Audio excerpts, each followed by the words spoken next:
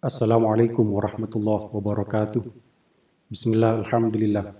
Amma ba'du la hawla wa la quwwata illa billah. Semoga kita semua senantiasa diberi kesehatan oleh Allah, diberi umur dan juga rezeki yang barokah oleh Allah Subhanahu wa taala. Dan mudah-mudahan Anda semua senantiasa dilimpahkan rezeki yang melimpah oleh Allah Subhanahu wa taala. Amin ya rabbal alamin. Dalam kehidupan, konsep rezeki sangat misterius karena rezeki hakikatnya adalah takaran pemberian yang diberikan oleh Allah Subhanahu wa taala kepada setiap makhluknya. Dalam sebuah diskusi antara Imam Syafi'i dengan Imam Malik yang merupakan hubungan murid dan guru, Imam Malik lebih berpegang kuat bahwa rezeki adalah murni hak prerogatif dari Allah Subhanahu wa taala yang diberikan kepada hambanya. Tanpa banyak berbuat, maka rezeki, kata Imam Malik, akan pasti didatangkan oleh Allah Subhanahu wa taala.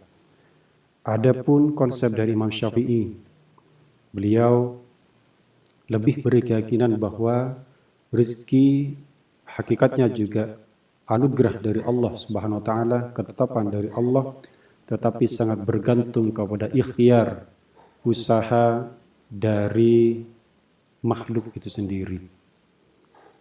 Artinya dua pendapat ini tidak salah, kedua-duanya benar, karena Imam Malik makom yang digunakan lebih menggunakan pendekatan hakikat, sedangkan Imam Syafi'i makom yang digunakan lebih menggunakan pendekatan syariat. Adapun di dalam Al-Quran, ada 8 jenis rizki dari Allah Subhanahu wa taala. Yang pertama yakni rizki yang memang telah dijamin oleh Allah Subhanahu wa taala. Sebagaimana firman-Nya, A'udzubillahi minasyaitonirrajim. Bismillahirrahmanirrahim. Wa ma min dabbatin fil ardi illa 'alallahi rizquha wa ya'lamu mustaqarraha wa mustawda'aha kullun fi kitabim mubin. Tidak ada satu makhluk melata pun yang bergerak di atas bumi ini yang tidak dijamin Allah rizkinya. Ini tertuang dalam surat Hud ayat ke-6. Yang kedua, ada juga rizki yang Allah berikan karena usaha kita, karena ikhtiar kita.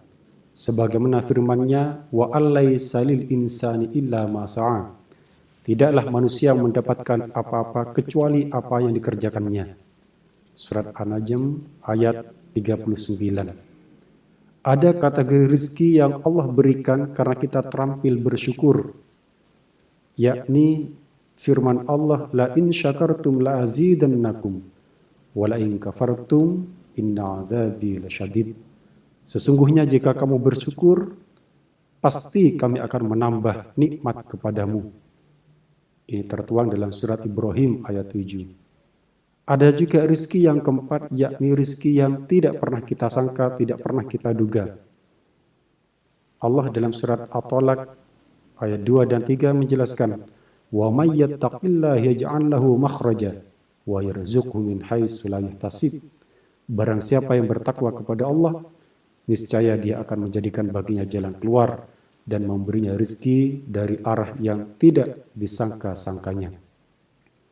Dan rizki yang kelima adalah rizki yang Allah berikan karena kita rajin membaca istighfar.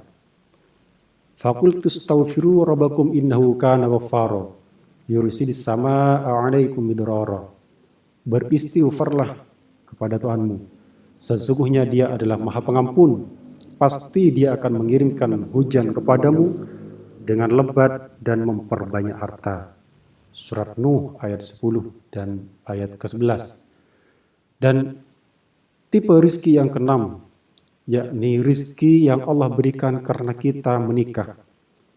Wankihul ayama minkum wassolihin min ibadikum wa imaikum iyakunu fuqara yunihumullahu min fadlih. Dan nikahkanlah orang-orang yang masih membujang di antara kamu, dan juga orang-orang yang layak dari hamba sahayamu, baik laki-laki ataupun perempuan. Jika mereka miskin, maka Allah akan memberinya kecukupan mereka dengan kurnianya.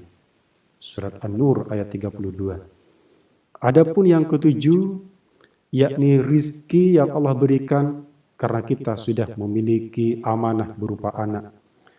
Wala taqtulu auladakum khasyata imlak, nahnu narzuqu wa iyyakum, kata Allah. Dan janganlah kamu membunuh anak-anakmu karena takut miskin. Kamilah yang akan menanggung rizki mereka dan juga rizki bagimu. Surat Al-Isra ayat 31. Dan yang terakhir adalah rizki yang Allah berikan karena kita pandai bersedekah. Man dzalladzi yuqridullaha qardan hasana fayudha'ifu lahu ad'afan katsira. Siapa yang mau memberi pinjaman kepada Allah, pinjaman yang baik berupa infak dan sedekah, maka Allah akan melipat gandakan pembayaran kepadanya dengan lipatan yang sangat banyak. Surat Al-Baqarah ayat 245. Demikianlah gambaran rizki yang Allah sendiri sebutkan. Ada kalanya menggunakan makom syariat, ada kalanya kita bisa menggunakan makom hakikat. Yang pasti secara hakiki rizki adalah murni takaran yang diberikan oleh Allah Subhanahu wa taala kepada hamba-hambanya. Mudah-mudahan kita semua senantiasa diberi rizki yang barokah, rizki yang melimpah, rizki yang membawa kebaikan untuk kita semua fid din wad dunya wal akhirah. Amin ya rabbal alamin. Assalamualaikum warahmatullahi wabarakatuh.